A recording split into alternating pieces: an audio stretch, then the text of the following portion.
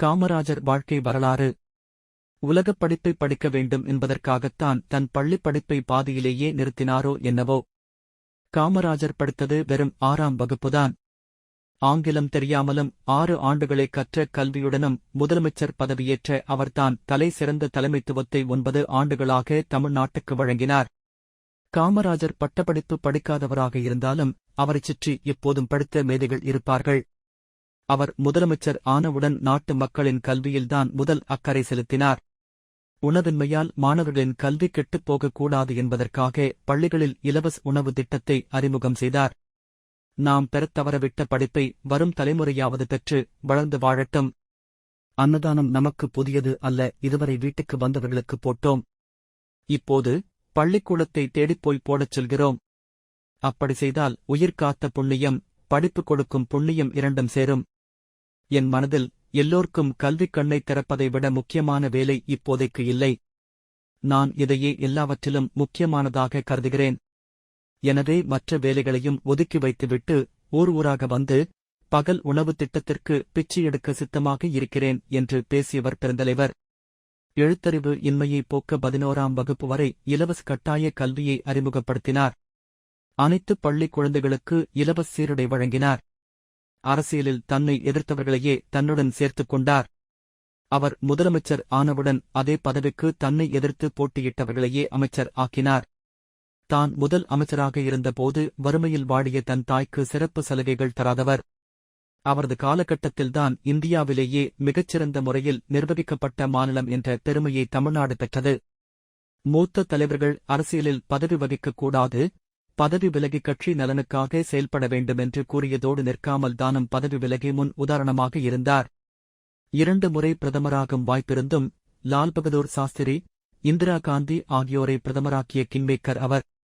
Cinema என்றால் காமராஜருக்கு எட்டிக்காய். சினிமாவில் நாம் பார்த்து ஆச்சரியப்படும் ஹீரோக்களைப் போல அல்லாமல் ரியல் ஹீரோவாக வாழ்ந்தவர் அவர். அவர் இறக்கும்போது மிச்சம் இருந்தது 10 கதர் வேஷ்டிகள், சட்டைகள் மற்றும் 100 ரூபாய்க்கும் குறைவான பணம்தான். என்றைக்கும் தான் ஏழைப் பங்காளன்தான் என்பதை வாழ்நாளில் நிரூபித்துவிட்டு சென்ற உத்தமர் அவர். பிறப்பு: காமராசர் விருதுநகரில் 1903ஆம் ஆண்டு ஜூலை 15ஆம் தேதி பிறந்தார். அவருடைய பெற்றோர் குமாரசாமி நாடார் மற்றும் சிவகாமி அம்மாள் ஆவர். இவர் நாடார் சமூகத்தைச் சேர்ந்தவர். அவருக்கு குல தெய்வமான காமாட்சியின் பெயரையே முதலில் சூட்டினார்கள்.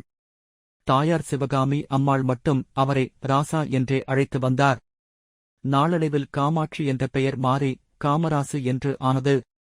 தனது பள்ளிப் படிப்பை சத்திரிய வித்யா சாலா பள்ளியில் தொடங்கினார். படிக்கும் போதே மிகவும் பொறுமையுடனும் விட்டுக் கொடுக்கும் மனத்துடனும் விளங்கினார். சிவகாமி அம்மாளுக்கு 2 சகோதரர்கள். ஒருவர் கருப்பையா நாடார். இவர் துணிக்கடை வைத்திருந்தார். மற்றொருவர் பெயர் காசிநாராயண நாடார். இவர் திருவனந்தபுரத்திலே மரக்கடை வைத்து நடத்தி வந்தார். சிறை வாழ்க்கையும் படிப்பும். பள்ளிப் படிப்பைத் தொடர முடியாத நிலை ஏற்பட்டதும் காமராசர் தன் மாமாவின் துணிக்கடையில் வேலையில் அமர்ந்தார். அங்கிருக்கும்போது வரதராசுலு நாயுடு போன்ற தேசத் தலைவர்களின் பேச்சுக்களில் கவரப்பட்டு அரசியலிலும் சுதந்திரப் போராட்டங்களிலும் ஆர்வம் காட்டினார். தன்னுடைய 16ஆம் வயதில் காங்கிரசின் உறுப்பினராக ஆனார். ராசாசியின் தலைமையில் 1930 மார்ச் மாதம் வேதாரண்யத்தில் உப்பு சத்தியாகிரகம் நடைபெற்ற போது அதில் கலந்து கொண்டார். அதற்காக காமராஜர் கைது செய்யப்பட்டு கல்கத்தா அலிப்பூர் சிறைக்கு அனுப்பப்பட்டார். அடுத்த ஆண்டு காந்தி இர்வின் ஒப்பந்தத்தின் அடிப்படையில் விடுதலை ஆனார். விருதுநகர் வெடிகுண்டு வழக்கில் கைதாகி சேலம் டாக்டர் வரதராசுலு நாயுடுவின் வழக்காடும் திறமையால் குற்றச்சாட்டு நிறுவப்படாததால் விடுதலை ஆனார். 1940 மீண்டும் கைதாகி வேலூர் சிறையில் அடைக்கப்பட்டார். அங்கிருக்கும் போதே விருதுநகர் நகராட்சித் தலைவராக தேர்ந்தெடுக்கப்பட்டார். 9 மாதங்களுக்குப் பின் விடுதலை ஆனதும் நேராகச் சென்று தன் பதவி விலகினார். பதவிக்கு நேர்மையாக முழுமையாக கடமையாற்ற முடியாத நிலையில் அதில் ஒட்டிக்கொண்டிருப்பது தவறு என்பது அவருடைய கொள்கையாக இருந்தது. மீண்டும் 1942 ஆகத்து புரட்சி நடவடிக்கைகளுக்காக கைது செய்யப்பட்டார். இந்த முறை 3 ஆண்டுகள் தண்டனையாக பெற்றார். அரசியல் குரு: காமராஜர் சிறந்த பேச்சாளரும் நாடாளுமன்றவாதியும் ஆன சத்தியமூர்த்தியை தன் அரசியல் குருவாக ஏற்றுக்கொண்டிருந்தார். 1936 சத்தியமூர்த்தி பிரதேச காங்கிரசின் தலைவரான போது காமராசரைச் செயலாளராக ஆக்கினார். இருவரின் முயற்சியில் காங்கிரஸ் கட்சி நல்ல வளர்ச்சி கண்டு தேர்தல்களில் பெருவெற்றி பெற்றது. இந்தியா சுதந்திரம் அடைந்த செய்தி கேட்டு காமராஜர் முதலில் சத்தியமூர்த்தியின் வீட்டுக்குச் சென்று அங்குதான் தேசியக் கொடியை ஏற்றினார். எதிர்த்தவர்களையே தன்னுடன் சேர்த்துக் கொண்டவர். அரசியல்வாதிகள் ஒருவருக்கொருவர் சண்டையிடும்போது அது மக்களுக்கு கோழிச்சண்டையை பார்ப்பது போல் வேடிக்கை அளிப்பதாக உள்ளது. ஆகவே வீண் சண்டைகளை, சர்ச்சைகளை அரசியல்வாதிகள் தவிர்க்க வேண்டும் என்றார் காமராஜர். ஆனால் எந்த அரசியல்வாதிகள் அதை ஏற்றுக்கொள்கிறார்கள்? அரசியலில் தன்னை எதிர்த்தவர்களையே தன்னுடன் சேர்த்துக் கொண்டவர் அவர். 1953-54 ஆண்டில் தமிழக முதல்வராக தேர்ந்தெடுக்கப்பட இருந்த நேரத்தில் முதல்வர் பதவிக்கு சிடோட் சுப்பிரமணியமும் போட்டியிட்டார். முதல்வர் பதவிக்கு சுப்பிரமணியம் பெயரை பக்தவத்சலமே முன்மொழிந்தார். தேர்தலில் காமராஜர் வெற்றி பெற்றார். இதனால் சுப்பிரமணியமும் பக்தவத்சலமும் திகைத்துப் போனார்கள். தனது செயலுக்காக காமராஜரிடம் வருத்தம் தெரிவித்துக் கொண்டார் பக்தவத்சலம். இந்த நிலையில் தன்னை எதிர்த்து போட்டியிட்ட சுப்பிரமணியத்தையும் அவரை ஆதரித்த பக்தவத்சலத்தையும் மந்திரி சபையில் சேர்த்துக் கொண்டார். இதுபற்றி சிலர் காமராஜரிடம் கேட்டபோது, என்னை எதிர்த்தவர்கள் என்பது ஒரு பக்கம் இருக்கட்டும், ஏற்கனவே மந்திரிகளாய் பதவி வகித்து அனுபவம் பெற்றிருக்கும் அவர்கள் சேவை நாட்டுக்கு பயன்பட வேண்டாமா என்று பதிலளித்தார். கல்விக்கண் கொடுத்தவர். ஒரு முறை சுற்றுப்பயணத்தின் போது ஒரு கிராமத்திற்கு காரில் காமராஜர் சென்று கொண்டிருந்தார். அப்போது ஆடு மேய்க்கின்ற சிறுவன் ஒருவனை பார்த்து காரை நிறுத்தச் சொன்னார். காரை விட்டு இறங்கி சிறுவனிடம் வந்தார் காமராஜர். டோட் தம்பி, நீ பள்ளிக்கூடம் போகலியா? ஏன் போகவில்லை எனக் கேட்டார். எங்க ஊரில் பள்ளிக்கூடமே கிடையாதே, நான் எப்படி பள்ளிக்கூடம் போக முடியும்? உங்கள் ஊரில் பள்ளிக்கூடம் இருந்தால் நீ படிப்பாயா என அவனிடம் கேட்டார் காமராஜர்.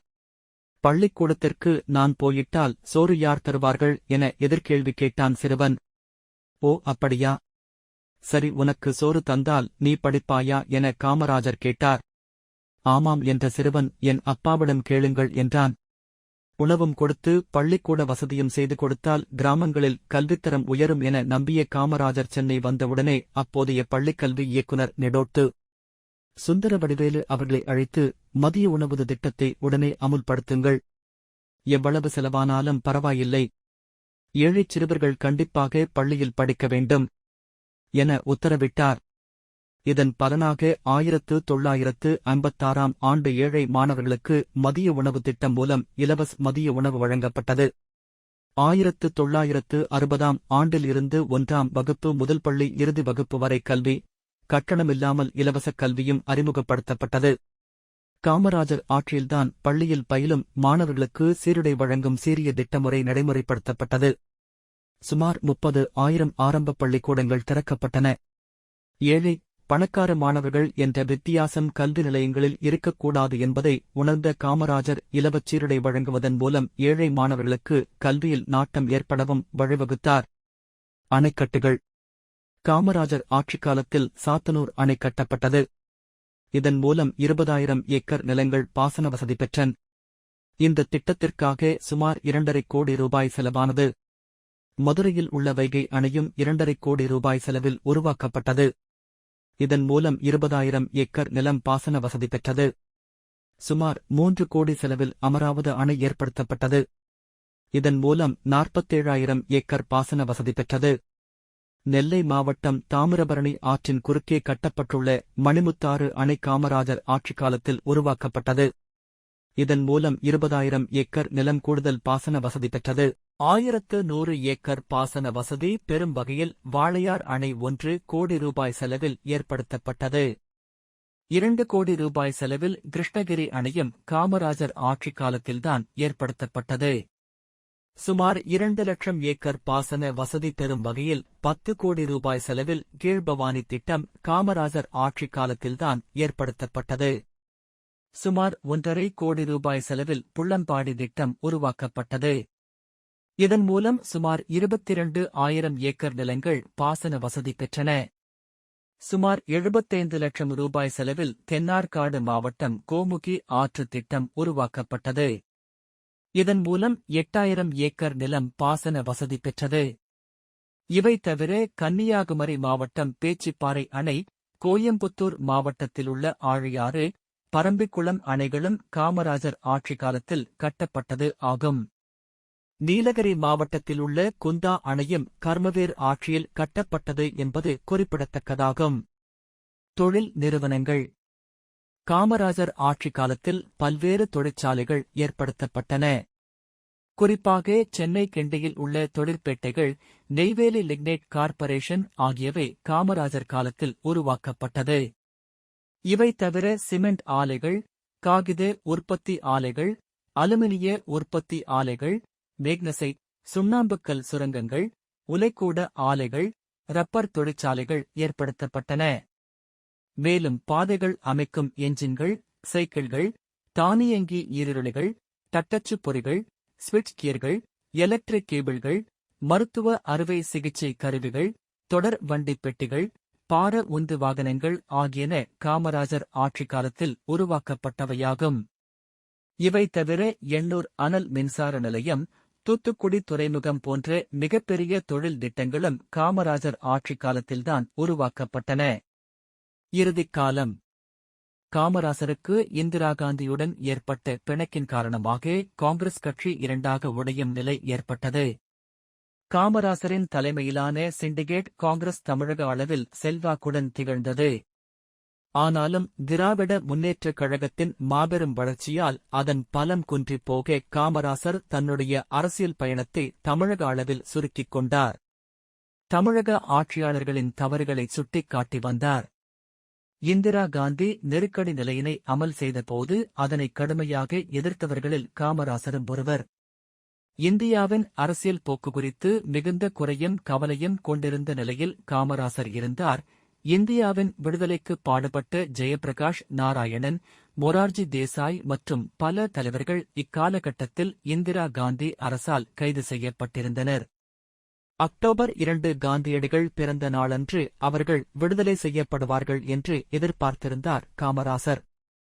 ஆனால் அன்று ஆச்சாரிய கிருபளானியும் கைது செய்யப்பட்டார் என்ற செய்தியை கேட்ட அன்றே உயிர் துறந்தார். 1975 அக்டோபர் திங்கள் 2ஆம் நாள் மதிய உறக்கத்திற்குப் பின்னர் அவரின் உயிர் பிரிந்தது. அவர் இறந்தபோது பையில் இருந்த சிறிதளவு பணத்தைத் தவிர வேறு வங்கிக் கணக்கோ சொந்த வீடோ வேறு எந்தவித சொத்தோ இல்லை. தன் வாழ்நாள் இறுதி வரை வாடகை வீட்டிலேயே வசித்தார்.